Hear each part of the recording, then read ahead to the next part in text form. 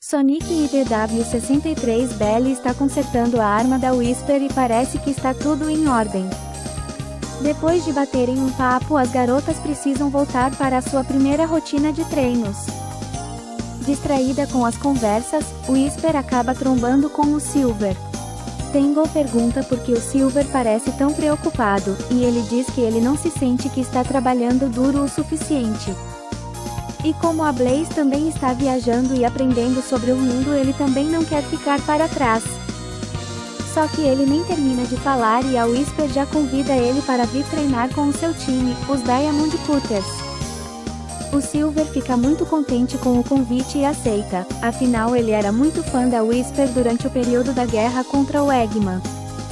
Lanolin convoca os Diamond Cutters para um treino de coordenação e comunicação no campo de batalha. E como sempre a Tangle está animada para chutar o traseiro da comunicação. Só que entre eles existe um traidor que é o Duo. E o Duo já quer eliminar o Silver pois sabe que ele dará muitos problemas. Então, ele logo tenta se aproximar do Silver. Duo elogia o Silver pelos seus feitos contra o Metal Sonic Overlord na saga do vírus metálico onde o Sonic e o Silver transportaram o vírus para longe. Duo pede para o Silver o quanto ele consegue levantar com a mente, e o nosso ouriço prateado levanta uma montanha inteira e ainda diz que não é nada. Duo fica impressionado e chocado com isso.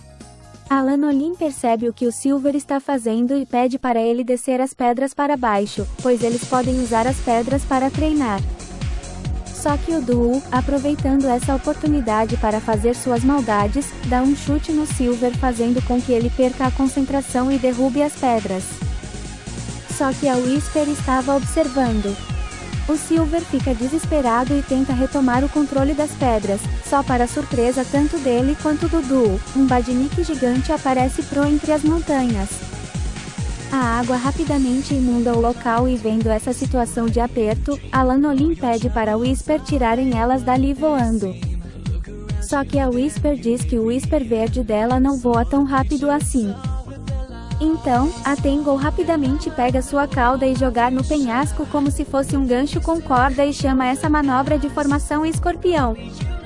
Elas destroem algumas rochas que ainda estão caindo, e tentam encontrar os garotos. Parece que eles estão dentro do robô piranha. Duo pede para o Silver andar logo e despedaçar o robô de uma vez, porém o Silver não consegue pois é muito difícil usar o poder da mente contra coisas que lutam contra. Duo percebe que o Silver não consegue dar conta, e abandona ele. Silver grita para o Duo não abandonar ele.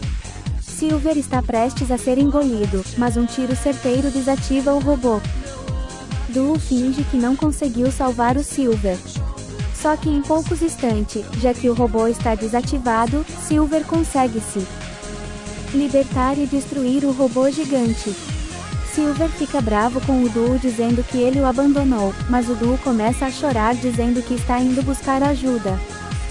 Lanolin defende o Duo, putz, ela nem sabe quem ele realmente é, e ainda por cima dá uma bronca no Silver pois com um poder grande como o prateado, não há margem para erros. Silver se lamenta, pois foi um acidente ele ter derrubado as pedras, e fica chateado. Aparentemente o resto do dia ele fica assim já que de noite, ele fica chateado em cima da sua casinha de jardinagem. Silver se assusta quando a Whisper se aproxima, e logo revela que ele realmente estava chateado pelo que aconteceu na Green Hill Zone. Ele conta que quando eles estavam presos no robô peixe, o Duo parecia muito diferente como se fosse outra pessoa. A Whisper já sabe, pois ela viu quando o Duo chutou a perna do Silver. O ouriço diz que ele poderia jurar que os olhos do Duo mudaram de cor onde a parte branca se tornou preta e a íris se tornou branca. O Whisper já sabe de quem se trata e chama o Silver para a caçada. E assim acaba a história de hoje, acabou. Mentira galera, agora a parte 2 é focada no Sonic e na Blaze. Essa é a primeira vez que vemos duas histórias diferentes em uma mesma revista, sem ser edição especial. Eu acho que assim ficou mais legal e a história fica mais fluida em vez de ficar tirando o foco de um grupo de personagens para o outro. O que vocês acharam? Deixa aí nos comentários e bora ver a segunda história. Sonic e Blaze estão correndo em Spagônia, desviando de machados e serras elétricas. Lá no fundo a gente pode ver os 3 fantasmas que aparecem no mini-filme especial de Sonic Unleashed. A garota fantasma aparentemente ainda está apaixonada pelo Sonic. A Blaze está reclamando com o Sonic que a visita que ele prometeu não é exatamente uma rota agradável como ele tinha falado. Mas o Sonic justifica dizendo que eles já visitaram muitos lugares tranquilos. E por isso ele achou que a Blaze ia querer algo mais agitado. A Blaze concorda, mas ela ouviu dizer que a cidade de Spagônia é muito linda. E por isso que ela quer ver a vista urbana. Então os dois saem dos esgostos e rapidamente vão para os telhados das casas. Sonic convida a Blaze a subir bem no alto, já que a vista vale muito a pena. E a Blaze, meio que com medo, ela acaba aceitando. Os dois sobem a torre do relógio. Só que como a Blaze tem habilidades de boost vertical, através dos poderes das chamas, ela acaba chegando primeiro que o Sonic. A Blaze fica impressionada com a beleza da cidade e da arquitetura, que se parece muito com a do mundo dela. E o Sonic percebe que a Blaze está distraída, mas quer saber se é com a beleza da cidade ou se é com o fato dela não gostar de alturas. E a Blaze diz que o Sonic levou ela para passear em vários lugares bonitos do seu mundo, como tomar sorvete em um Mirage Saloon, fazer compras em Station Square, conhecer as geleiras de Oblosca e por aí vai. E é por isso que ela está passando a gostar muito do mundo do Sonic, tanto quanto ela gosta do mundo dela. No entanto, o Sonic lembra a ela que o mundo dela já foi salvo e que ela está aqui de férias, e que isso não envolve trabalho. Suas palavras fazem lembrar do que o Knuckles disse a ela, fazendo o Sonic brincar, que se o conceito era óbvio para o Knuckles, deveria ser fácil de entender.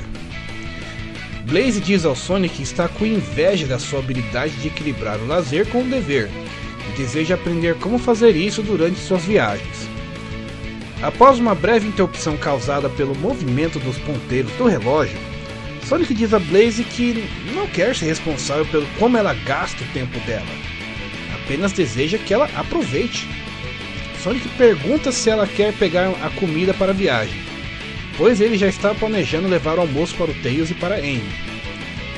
A Blaze aceita, questionando novamente a definição de Sonic de um caminho cênico.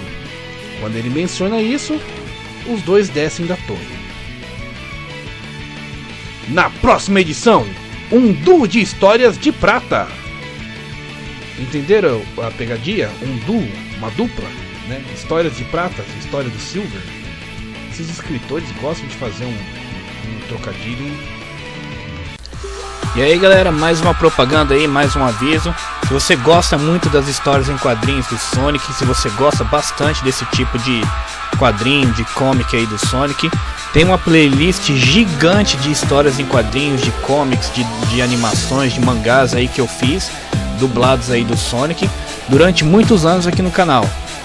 Tem mais de 300 comics, quadrinhos, mangás, animações aí. Vocês que curtem esse tipo de conteúdo, tem coisa aí pra caramba. Eu sei que tem bastante gente chegando nova aí no canal, então por isso eu tô avisando aqui. Playlist com o Sonic até não querer mais de 300 vídeos, mais de 10 anos aí fazendo animações de Sonic aí. Então você que curte esse tipo de conteúdo, aqui é o lugar pra você curtir. Então vou deixar ali a playlist aí na descrição, vai ter um card aí no vídeo também, e no final do vídeo vai ter também a playlist pra você curtir bastante aí coisas do Sonic, beleza?